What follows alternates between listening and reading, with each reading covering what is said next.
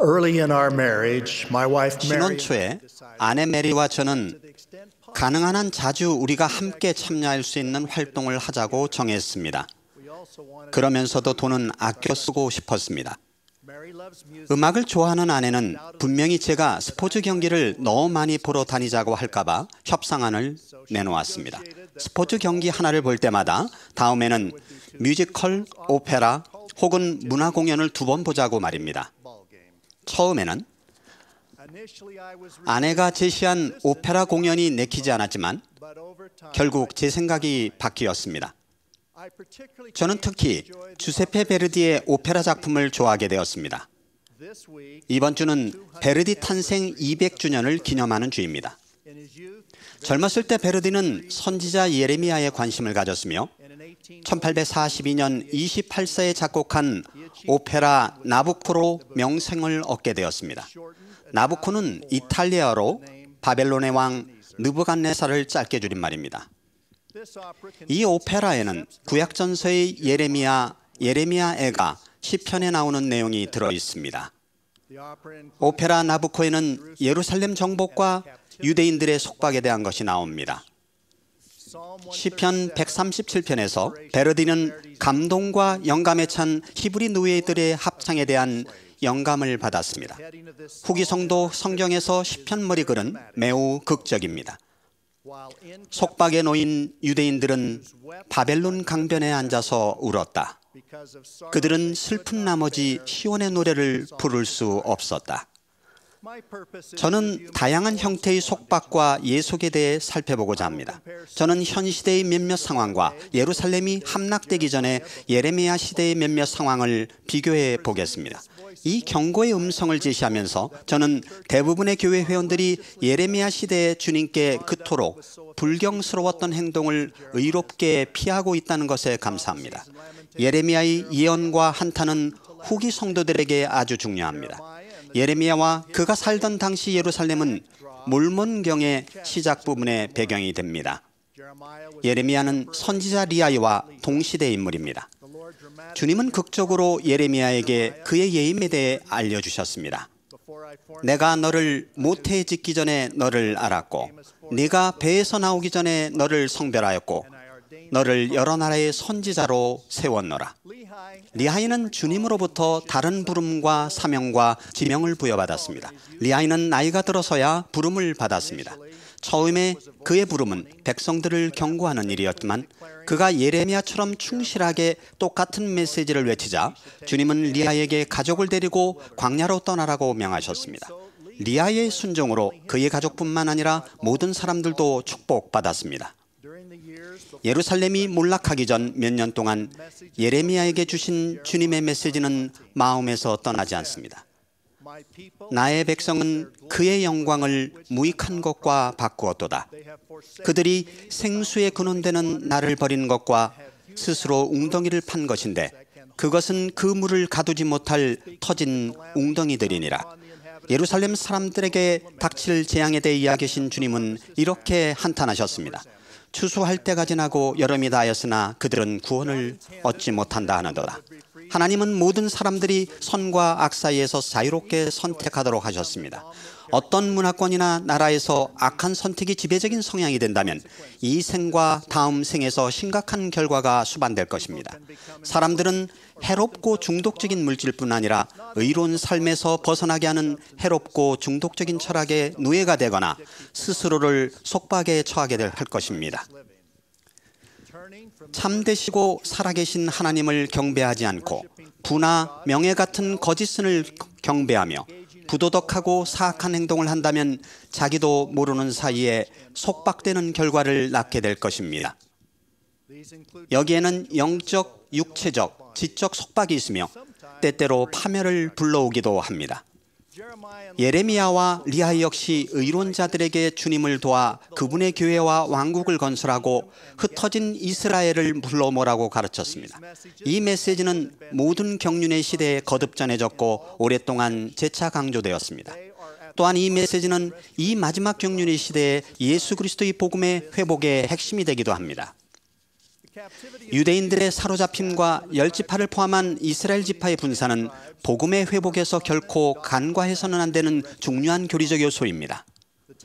잃어버린 열 지파는 이스라엘 북왕국을 이루었고 주전 721년에 아수르에 끌려갔습니다. 그들은 북방 나라로 갔습니다. 신앙개조 제10조에는 이렇게 나옵니다. 우리는 이스라엘이 문자 그대로 집합하고 그 열 지파가 회복될 것을 믿는다.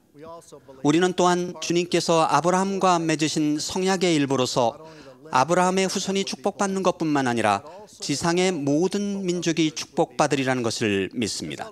러셀 M. 넬슨 장로님은 집합에 대해 물리적인 위치의 문제가 아닙니다. 그것은 개인의 헌신의 문제입니다. 사람들은 고향을 떠나지 않고도 주님에 대한 지식에 이르게 될 수 있다라고 말씀하셨습니다. 우리의 교리는 분명합니다. 주님은 이스라엘의 12지파가 그들의 의롭지 못함과 모반 때문에 흩어지게 하시고 고통을 당하도록 하셨습니다. 하지만 주님은 또한 세상 나라 가운데로 그의 택한 백성의 흩어짐을 이용하셔서 그러한 나라들을 축복하셨습니다. 우리는 이 비극적인 시기로부터 귀중한 교훈을 배웁니다. 우리는 속박으로 이끄는 죄와 모반을 피하기 위해 우리가 할 수 있는 모든 일을 해야 합니다. 또한 주님을 도와 그분이 택한 자들을 모으고 말 그대로 이스라엘을 모으는 일을 돕기 위해서는 의로운 삶이 선결과제임을 깨닫게 됩니다. 속박, 복종, 중독, 그리고 예속에는 여러 형태가 있습니다.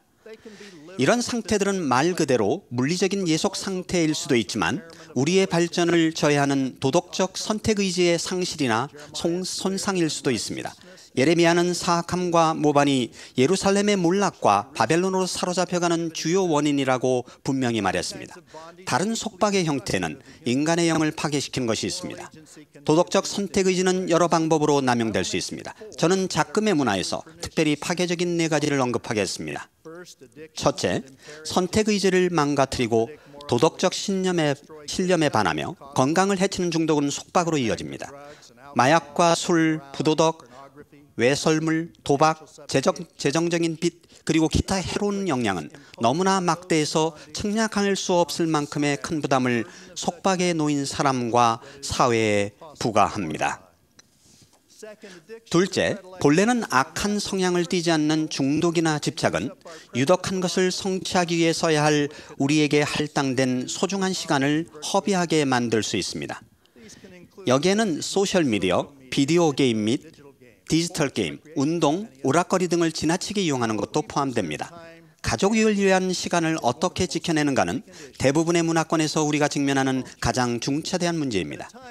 제가 다니던 법률회사에서 유일한 교회 회원이었던 때가 있었는데 한 여성 변호사가 제게 자신은 동시에 공 3개를 공주에서 계속 던지고 받는 고개사와 같은 기분을 항상 느낀다고 말했습니다. 각각의 공은 그녀에게 변호사 직업, 결혼 생활 그리고 자녀들이었습니다. 그녀는 자신을 위한 시간을 거의 포기해왔습니다. 그녀는 이 3공 중 하나가 항상 땅에 떨어져 있는 것에 큰 우려를 보였습니다. 저는 함께 만나 우리의 우선순위에 대해 이야기해보자고 제안했습니다. 우리가 일하는 가장 첫 번째 이유는 가족을 부양하기 위해서라는 것에 동의했습니다. 또한 더 많은 돈을 버는 것이 가족만큼 중요한 것은 아니지만 고객에게 우리가 지닌 최고의 능력을 제공하는 것도 필수적이라는 것에 동의했습니다. 그런 후 토론의 주제는 직장에서 꼭 할 필요가 없었던 일과 가족과 함께 보내는 시간을 희생하면서까지 했던 일들로 옮겨갔습니다. 필수적이지도 않은데 직장에서 시간을 보내라는 압력이 있었던 걸까요? 우리는 우리 목표가 모든 사람들에게 가족 중심적인 환경을 만드는 것이라고 결론 내렸습니다. 우리 모두 가족을 위한 시간을 내기 위해 앞장섭시다. 셋째, 우리 시대에 속박당하는 가장 흔한 경우는 역사를 보면 알 수 있듯이 예수 그리스도의 복음과 일치하지 않는 사상이나 정치적 신념입니다. 인간의 철학이 복음 진리를 대신하면 구주의 간결한 메시지로부터 멀어지게 됩니다. 사도 바울이 아덴을 방문했을 때 그는 예수 그리스도의 부활에 대해 가르치려 했습니다. 사도행전에는 이렇게 나와 있습니다. 모든 아덴 사람과 거기서 나그네 된 외국인들이 가장 새로운 것을 말하고 듣는 것 이외에는 달리 시간을 쓰지 않음이더라. 우리는 바울의 말이 새롭지 않은 단순한 종교적 메시지라는 것을 깨닫자 그의 말을 거부했습니다. 이것은 복음 진리가 종종 배척당하거나 현재의 문화 풍조와 지적인 철학에 지적으로 더 적합하거나 더 매력적으로 보이도록 만들기 위해 복음 진리가 왜곡되는 우리 시대와 유사합니다. 우리가 조심하지 않으면 이러한 문화 풍조에 사로잡혀 지적인 속박을 당할 수 있습니다. 여성들에게 어떤 삶을 살아야 할지 말하는 음성들이 많이 있습니다만 대부분은 서로 상반됩니다. 가장 염려가 되는 것은 자녀들에게 어머니, 교사, 양육자, 그리고 친구가 되기 위해 희생을 치를 것을 선택한 여성들을 비난하거나 경시하는 사상들입니다. 몇 달 전에 가장 어린 손녀들이 한 주 한 명씩 우리를 찾아왔습니다. 집에 있었던 제가 문을 열어주었고 제 아내는 다른 방에 있었습니다. 두 번의 경우 모두 두 손녀는 거의 똑같은 말을 했습니다. 주위를 둘러보더니 이렇게 말했습니다. 할머니 집에 오는 게 좋아요. 할머니는 어디 계세요? 저는 말하지는 않고 속으로 생각했습니다. 여긴 할아버지 집이기도 하지 않니? 하지만 제가 어렸을 때 우리 가족이 할머니 댁에 놀러 간 것이 생각났습니다. 그러자 잘 아는 노래 가사가 떠올랐습니다. 강을 건너 숲을 지나 우리는 할머니 댁으로 가지요. 이제 저는 여성들에게 주어진 교육의 기회와 다른 기회들을 매우 기쁘게 생각한다는 점을 분명히 말씀드립니다. 저는 여성들이 해왔던 고달픈 일과 힘든 가사 노동이 현대 문명의 발전으로 훨씬 줄어들었으며 여성들이 모든 연구 분야나 직장에서 아주 지대한 공헌을 하고 있다는 것을 소중히 생각합니다. 하지만 우리 문화가 자녀들이 어머니와 할머니 그리고 그들을 양육하는 사람들과 맺는 특별한 관계를 축소시키도록 내버려 둔다면 우리는 분명 후회하게 될 것입니다. 넷째, 진지하게 지키는 종교 원리를 어기게 하는 세력들은 속박을 가져올 수 있습니다. 가장 사악한 형태 중 하나는 자신들의 행동에 대해 하나님께 책임을 져야 한다고 느끼는 의로운 사람들이 양심에 거스르는 행동을 하도록 강요받을 때입니다. 예를 들어 의료 관계자들은 자신들의 양심에 거스리는 낙태 시술을 도울지 아니면 직장을 그만둘지를 놓고 선택하도록 강요받습니다. 서로 유사한 생각을 갖고 있는 사람들이 함께 모여 생활하지만 교회는 다소 작은 소수단체입니다. 사회 전반을 바꾸기란 어렵습니다. 하지만 우리는 주변의 문화를 도덕적으로 향상시키기 위해 노력해야 합니다.